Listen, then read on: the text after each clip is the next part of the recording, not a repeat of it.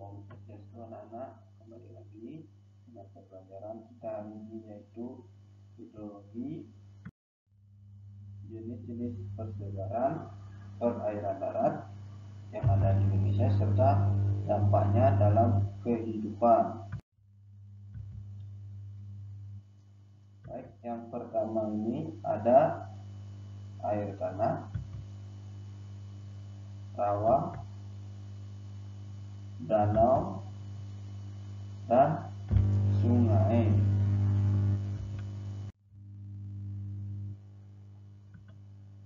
Mari kita bahas pertama untuk yang air tanah. Kalian tentu sudah tahu apa itu air tanah ya anak-anak. Air tanah itu adalah air yang terdapat atau tersimpan di dalam tanah. Di sini air tanah adalah mempunyai 3 sumber. Yang pertama ada air hujan, air yang mencapai permukaan bumi, sebagian meresap ke dalam tanah menjadi air tanah. Air tanah semacam itu disebut air meteorit atau air pados.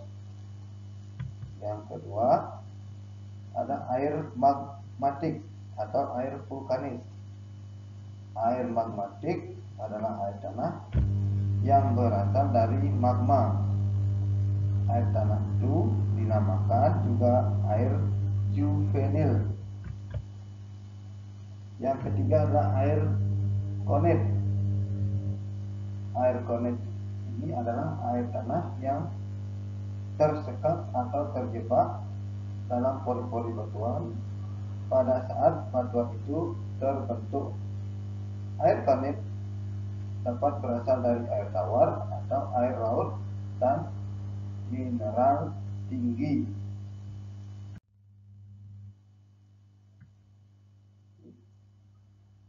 Kita lanjut dengan pembagian zona air dalam tanah. Yang pertama ada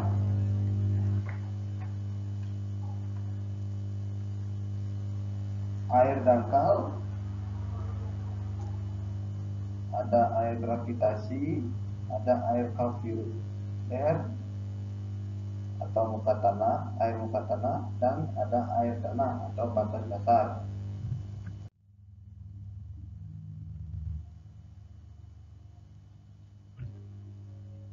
Kenampakan akibat air tanah. Jadi, ada beberapa kenampakan yang terjadi akibat adanya air tanah. Yang pertama ada mata air.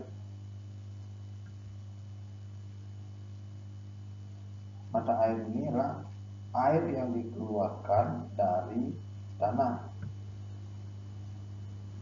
Yang kedua ada geyser, semburan air panas dari dalam tanah yang memancar ke atas secara periodik.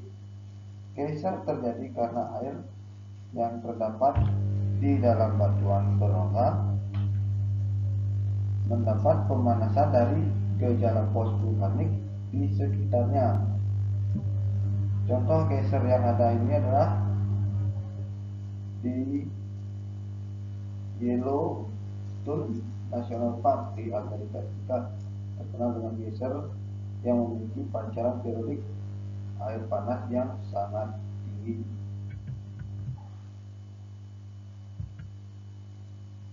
Lanjut ada air artois atau artesis, adalah cekungan air lapisan batuan yang dapat menahan air di bawah tanah sehingga dapat berkumpul dengan cadangan air.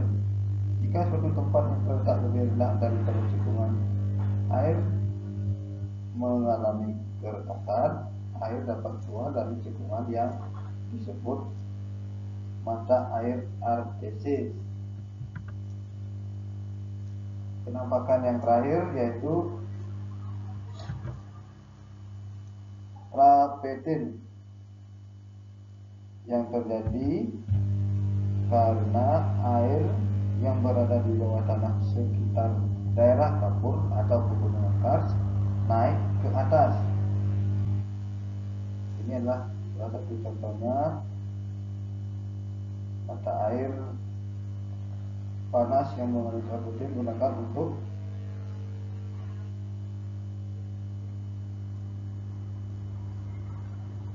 pemandian air panas seperti di Colorado, Amerika Serikat. Atau ada juga seperti hot spring di Turki.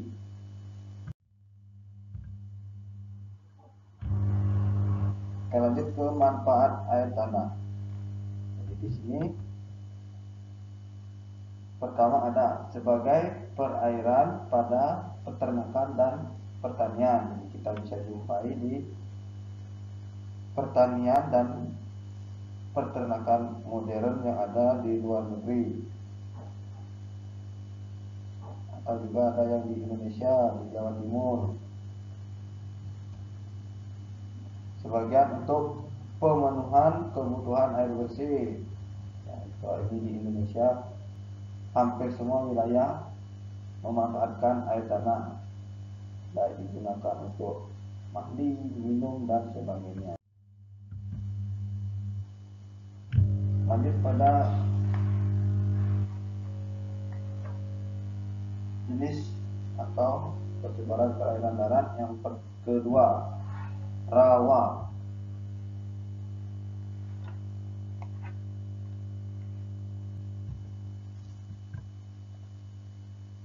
Rawa ini adalah air tanah basah yang selalu digenangi oleh air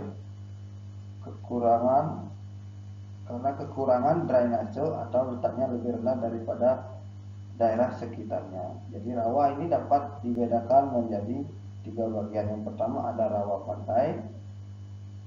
Rawa pantai berada di muara sungai.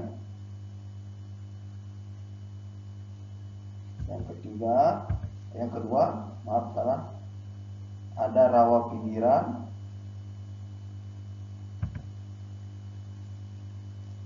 Rawa pinggiran terdapat di sepanjang aliran sungai yang terjadi akibat seiring meluapnya sungai tersebut.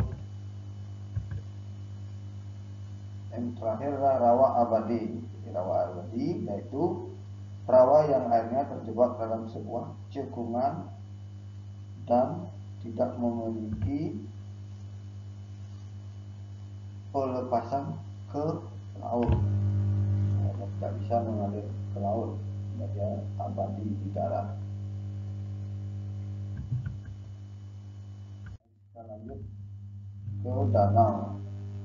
Danau ini adalah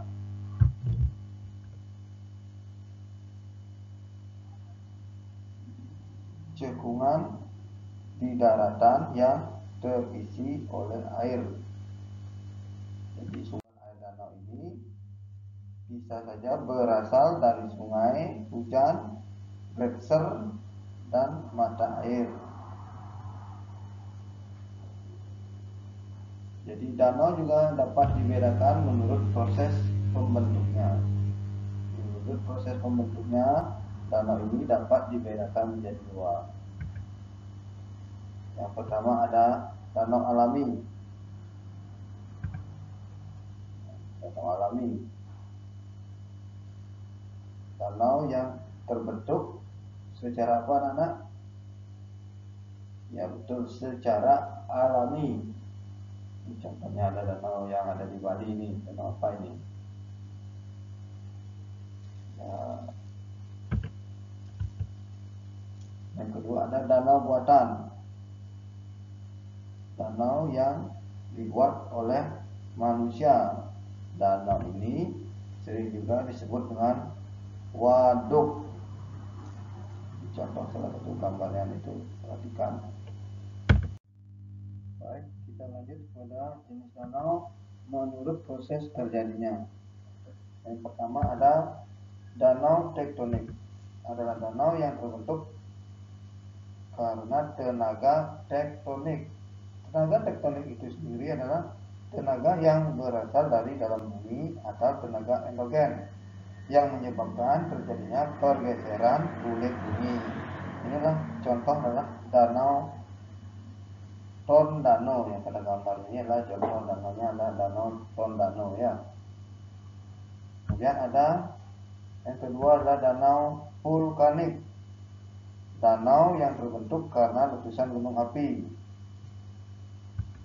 Ini contohnya adalah, tentu kalian tahu sendiri ini danau apa ini, danau Batur. Yang ketiga adalah danau vulkanotektonik, danau yang terbentuk karena proses vulkanik dan tektonik secara bersamaan. Contohnya adalah danau Toba ya. Yang keempat adalah adanya danau bendungan, danau yang terbentuk karena aliran air yang terbendung baik secara alami ataupun oleh manusia. Inilah contohnya adalah oleh manusia ya. Yang kelima adalah danau gletser, danau yang terbentuk karena es yang mencair. Ini ada contohnya danau gletser. Di Indonesia tentu tidak ada danau gletsernya, yang ada hanya di luar negeri yang mempunyai musim dingin. Kemudian ada danau Kars, danau yang terbentuk karena pelapukan batuan kapur. Di daerah Kars atau kapur banyak dijumpai cekungan. Cekungan tersebut berasal dari pipa Kars yang bertambah lebar karena pelapukan kimiawi. Pipa Kars yang melebar dan membentuk cekungan dinamakan dolina. Jika dasar dolina tertutup oleh lempung halus dan menjadi kedap air, pada musim hujan terisi air dan terbentuklah danau Kars.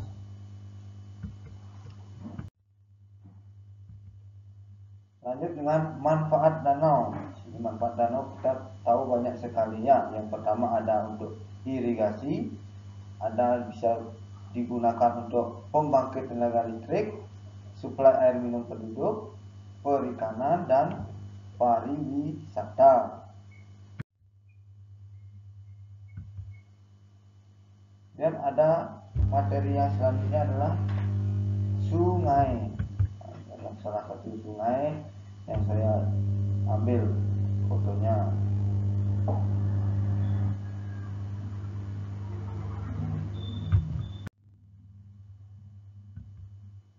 Jenis sungai. Ini ada jenis sungai, ada dua, yaitu berdasarkan asal usul airnya, kemudian ada berdasarkan kestabilan airnya. Kita akan bahas yang pertama, yaitu berdasarkan asal airnya. Jadi berdasarkan asal airnya, sungai juga dapat dibedakan menjadi 4 jenis. Yang pertama adalah sungai mata air, sungai yang berasal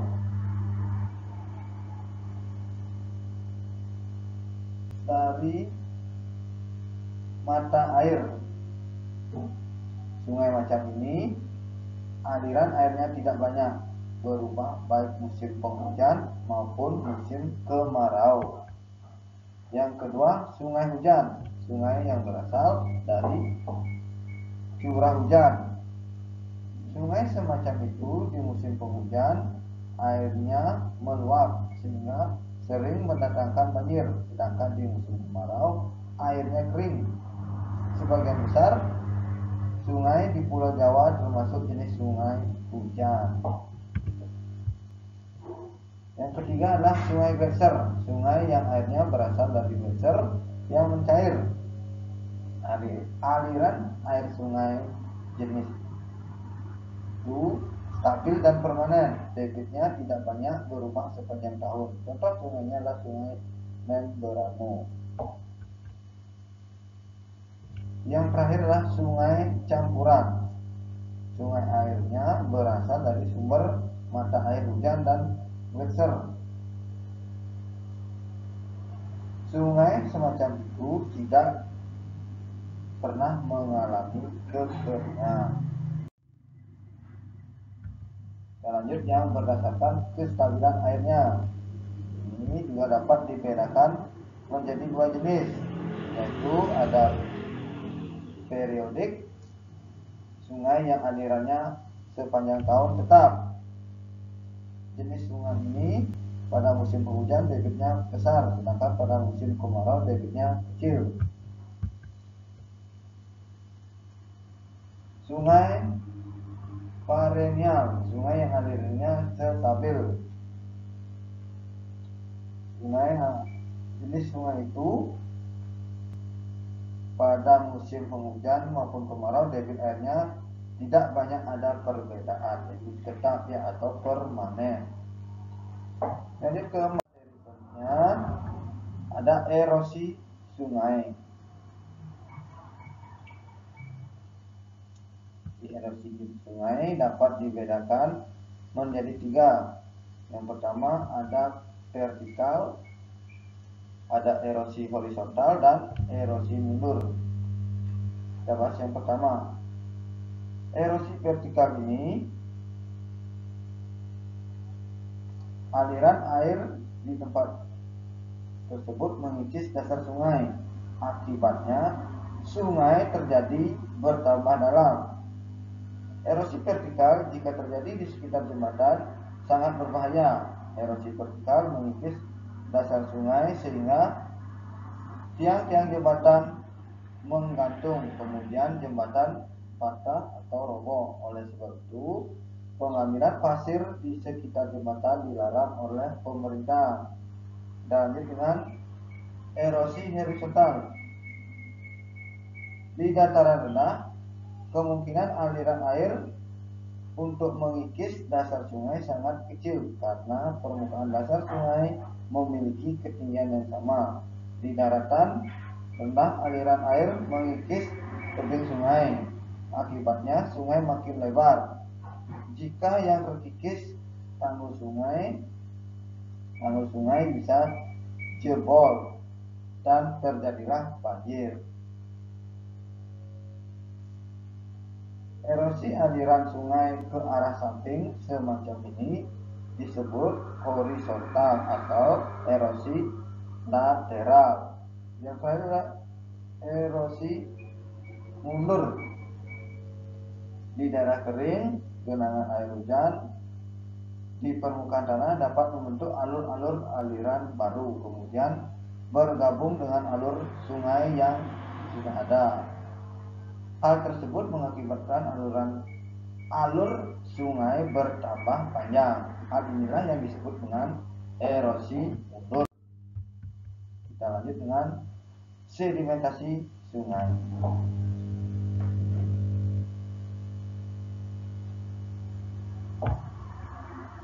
Material hasil pengikisan sungai yang diangkut ke tempat yang lebih rendah. Apabila aliran sungai cukup tenang, material hasil pengikisan tersebut akan diendapkan.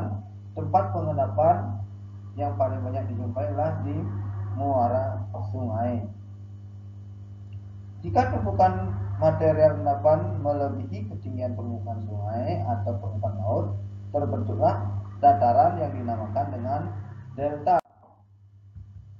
Ini syarat-syarat untuk terbentuknya delta ini adalah yang pertama, ada aliran sungai yang membawa lumpur, laut di muara sungai landai dan dangkal, lautnya tenang, dan yang terakhir arus pasang dan surut tidak besar. Jenis-jenis delta. Yang pertama adalah ada delta kipas. Yang kedua ada delta kaki burung. Contohnya. Yang terakhir ada delta bentuk corong atau estuarium. Delta kita sudah lewati. Kita lanjut ke tipe sungai. Tipe sungai dapat dikelompokkan berdasarkan jenis daerah atau formasi batuan di bawahnya.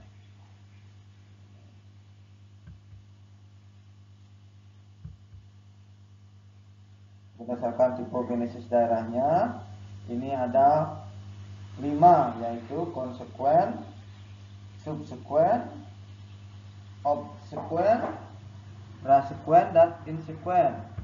Yang berdasarkan formasi batuannya yang di bawahnya adalah ada sungai superposit, anteseden, anaklinal, reserve, kompun, dan komposit. Itulah tipe-tipe sungai.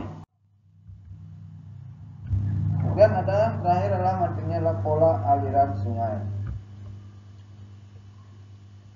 Ini ada yang pertama adalah tipe dendritik. Pola aliran sungai yang menyerupai bentuk pohon. Pola aliran ini berupa sungai induk dengan anak-anak sungai. Yang kedua ada trellis. Pola aliran sungai antara sungai induk dan anak-anak sungai membentuk sudut tegak lurus. Yang ketiga ada paralel. Adalah pola aliran sungai yang hampir sejajar antara sungai satu dengan sungai yang lainnya. Yang keempat ada radial. Pola aliran sungai yang arahnya menyebar dari satu lokasi tertentu. Ciri khas pola aliran ini kerucut vulkan. Di sini ada bagiannya dua ya. Ada radial sentrifugal dan ada radial sentripetal. Dimana kalau radial sentrifugal ini sifatnya adalah menyebar keluar. Kemudian yang sentripetal ini adalah menyebar ke dalam ya. Kan menyatu ke dalam. Kemudian pola aliran yang kelima, sentripetal. Pola aliran sungai yang arahnya menuju ke satu lokasi tertentu. Pola aliran ini merupakan kebalikan dari aliran radial. Pola sentripetal merupakan ciri khas di daerah cekungan atau danau.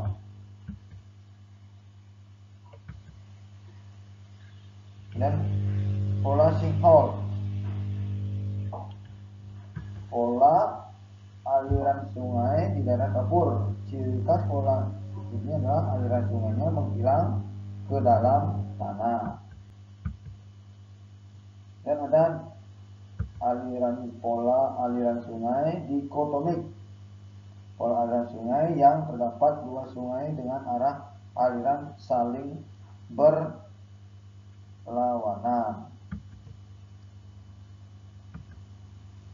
Kemudian ada anastomik.